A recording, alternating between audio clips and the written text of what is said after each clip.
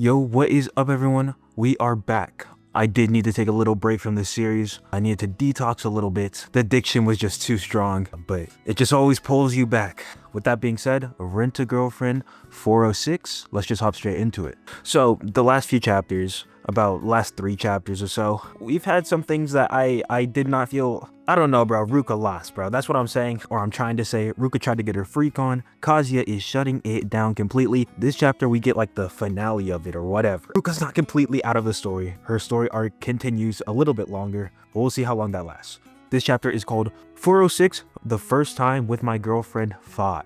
Cool little cover page. What's happening here is basically Kazuya is confronting Ruka after he's calmed down a little bit. By calm down, how do I put this in PG-13 terms? He calmed down, bro.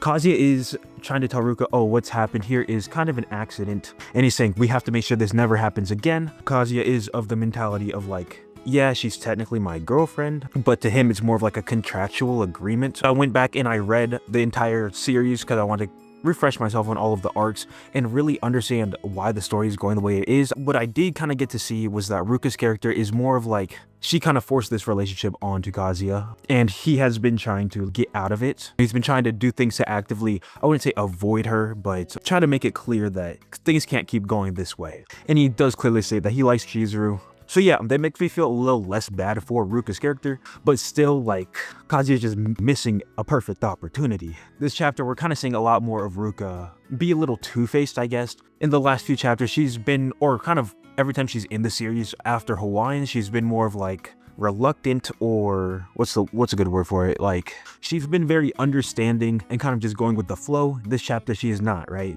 Kazuya's like, oh, do you understand that we can't have the things keep going like this? And she's like, no, I don't, I can't understand. And Kazuya tries to bring up this logical point of like, why in the world, how are you calling yourself second? Why are you doing that to yourself? Like saying that you can be second. He's trying to care for Ruka, care about her feelings, her pride, her self-worth. But what he doesn't see is that Ruka sees something in him that he can't see in himself, and she's just so gung-ho for him. This chapter is very like self-deprecating in a way. I don't know how I feel about it really. It's like Kazuya saying, if it's your first time, you should be doing it with someone better than myself. He has this whole inferiority complex, I guess, because of the whole Umi-kun situation, Chizuru being like a big name or a rising star. So he's kind of dealing with that pressure, and he can't see really what's right in front of him, or has been in front of him the whole entire time, and he's actively choosing to ignore it. Is that wrong? Is that right?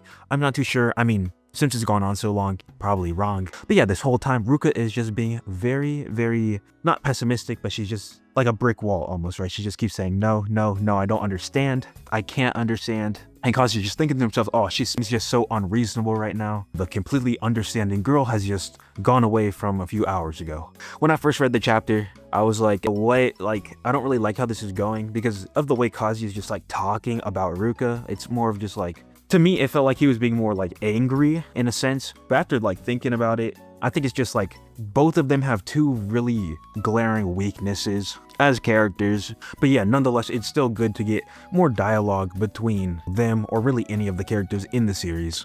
But yeah, after some time, Ruka goes and asks, do you think that you would want to have sex with Chizuru right now? Kazuya gets a little embarrassed, flustered, whatever. Basically, he's trying to avoid the question because Ruka's basically saying, oh, I've heard after guys finish their business, they don't have those kinds of feelings anymore. This is a good point to bring up, but it really just seems like Ruka is trying to corner him, pressure him right now. Long story short, basically, Kazuya is just, he's a horn dog, to say the least, right? He does say, oh, I would want to have sex with Chizuru right now. It's just like a very awkward scene. I don't really know, bro. This is why I haven't covered the last few chapters, to be honest with you. It's just like so weird, so awkward. It's like, bro, what are we doing in the story right now? But sooner or later, Ruka goes and asks, what about me? And this is exactly why we see he's a horn dog, right? Because he basically tries to avoid the question and gets all flustered again, right? It's just so stupid, bro. It's just so stupid. But yeah, the answer that he ends up saying or giving to Ruka is that, don't be ridiculous.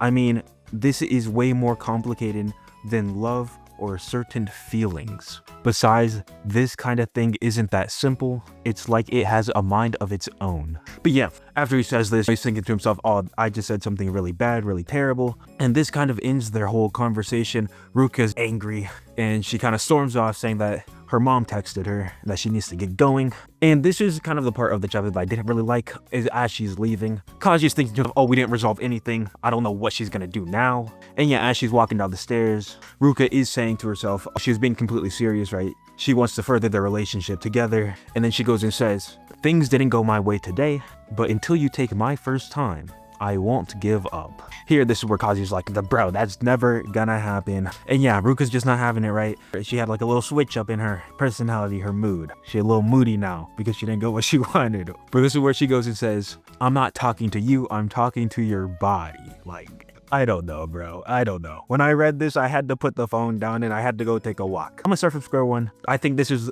kind of the only way in this situation that we could keep Ruka still in the story. If you're gonna keep dragging it on, there's a lot of ways the story could have played out. Ruka could have immediately appeared. Mommy could have immediately appeared after the rejection of like Chizuru gave to Kazuya. But now they're here, right? And this is the reality we're dealing with. And if we want, you know, them to stay in the story a little bit longer, have a little bit more drama, a little bit more push from Chizuru's end, this is kind of the only way to do it. But yeah, Ruka, whatever. Ruka is saying that since Kazuya said it has a mind of its own, then it's all fair game, right? Because it's not Kazuya's mind. Okay, whatever. It is what it is. It is what it is. She goes and storms off. And that's kind of the end of that. They're having like their final parting words where Kazuya is acting like she has Chizuru's number. I don't want anything to go wrong. And he goes and actively says, please don't tell Mizuhara about this. And Ruka's like, I can't promise anything. And she storms off. Kazuya is panicking, right? He thinks he messed up. He's calling himself an idiot, whatever. He got himself into this situation,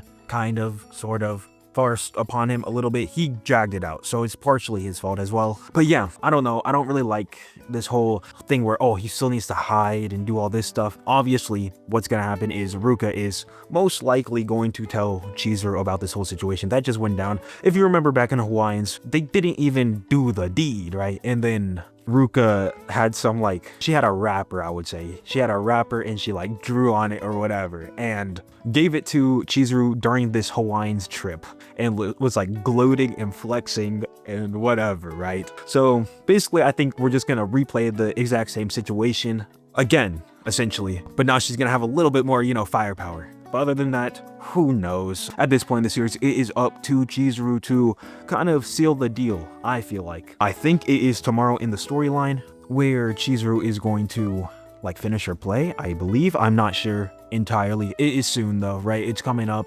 Probably going to be like the finale, final arc. But yeah, I'm excited to see what's to come. I've been reading this for too long. But yeah, I'm back covering it. I just could not have those screenshots on my computer from the last few chapters. Hope you guys understand. But yeah, if you guys want to see more of this series or any of the other series I'm currently covering, definitely subscribe, like, let me know. And yeah, I'm also thinking about getting into more or covering more shonen manga. I read like Gachiakura, that's pretty good right now. And I am reading Togen Anki, which is absolutely crazy. I'm not gonna cover One Piece because I am not knowledgeable enough on that. But yeah, that's really about it. So I'll see y'all. I run away to the end of the world with you.